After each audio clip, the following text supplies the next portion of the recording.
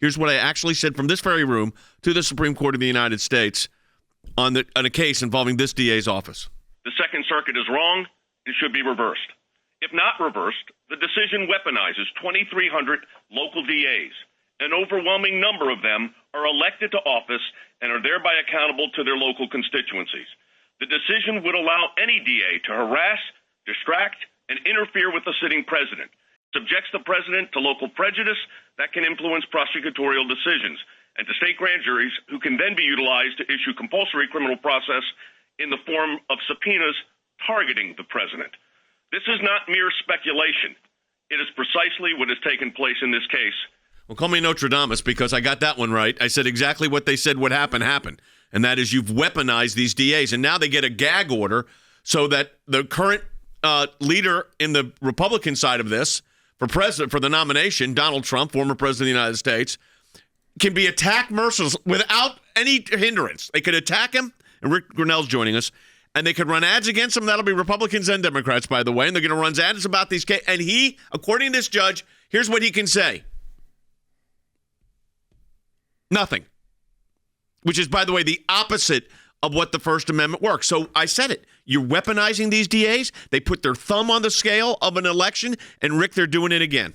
Yeah, imagine being accused of something and it publicly going out of what you're being accused of. Everybody gets to talk about it. Everybody gets to speculate about it. Everybody gets to use politics to pretend like it's bigger than it was, and you can't speak. I mean, look, this is par for the course when it comes to Trump.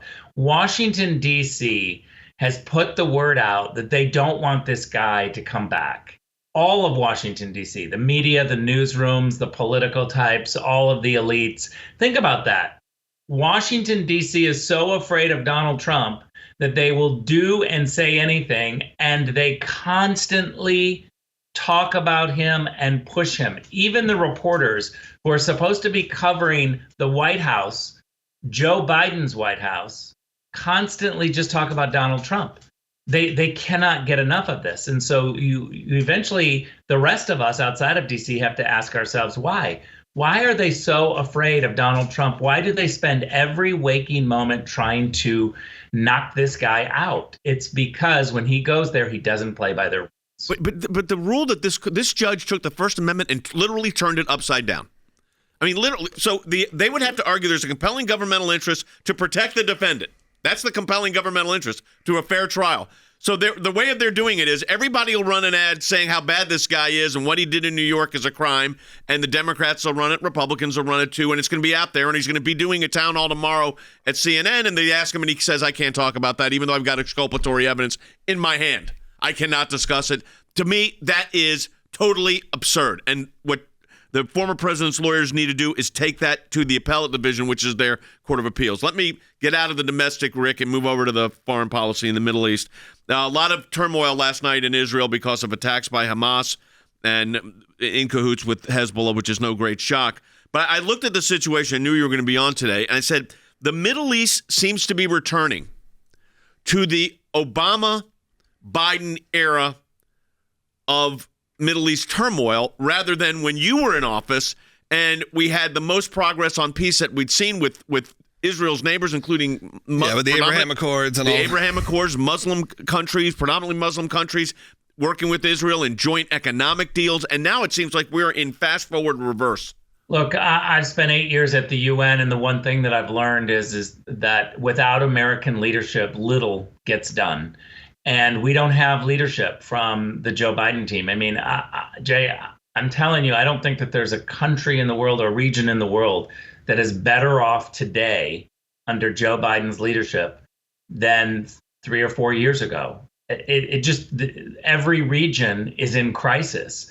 You see the UAE, our great ally, and they've been bombed by rebels that were taken off the terrorist watch list, the Houthis. You see chaos now between Israel and Arab governments, and we had the opposite effect. Don't forget that all these smarty pants in Washington, D.C. told us that if Donald Trump came into office, there'd be World War III. And not only was that not true, But the opposite was true. He brought in peace between the Arabs and the Israelis. This is weak American leadership. Everybody knows this outside of Washington. Everybody sees it very clearly. Yeah, and Rick, it looks like the polls are showing that. Something we're about to discuss here in the next segment coming up is the ABC News poll that shows President Trump actually having a pretty significant lead, a lead that if you were going into the election day for Joe Biden would be disastrous. As America seems to be maybe waking up from what's happening right now. I mean, obviously you have to judge polls a year and a half out with a grain of salt, but the fact that not some Fox News poll or a Newsmax poll or whatever, this is coming from ABC News, and certainly you have people like Donna Brazile saying it's time for the Democratic Party to wake up and realize that maybe they thought their sure thing of Joe Biden's second term may not be the case, and the polls are showing that.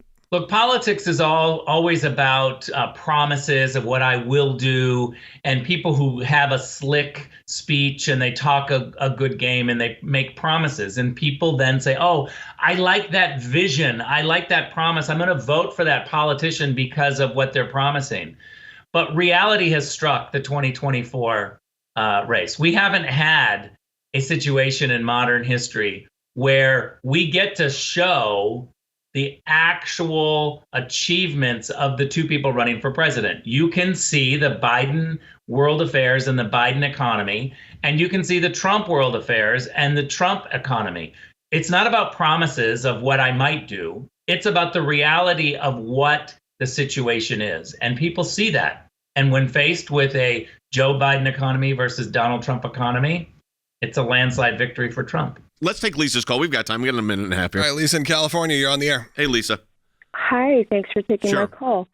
I'm just wondering if Donald Trump, can't use this to his advantage and just simply tell the truth whenever asked, a question. Can't he just respectively respond and say, I'm sorry, I'm forbidden to speak to defend myself? But I think that, Rick, I'll let you jump on this quickly, too. I think that's ridiculous. I mean, not your question, Lisa. The question's fine. But I think that's ridiculous to silence a candidate for public office. If the First Amendment's designed to protect anything, it's religious and political speech. Rick? Yeah, for sure. I mean, it's un-American to think that we have somebody running for president or just an ordinary citizen that can't speak his mind, that the courts have come forward to say, don't speak. Outrageous. I'm with you. I think this has got to be challenged. They should do that. If they challenge it, I'd file a brief in support of that challenge. I think it's ridiculous.